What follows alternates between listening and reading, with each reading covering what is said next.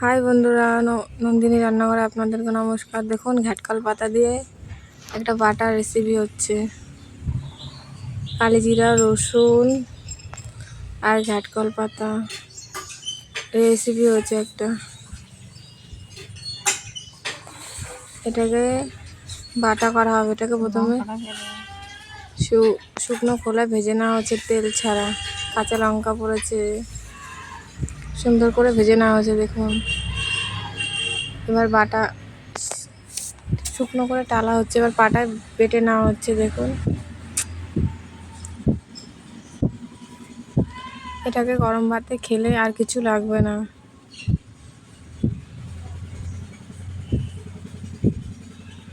বন্ধুরা একটু like, comment, share করে দিয়ে যাবেন নন্দিনীর রান্নাঘরে।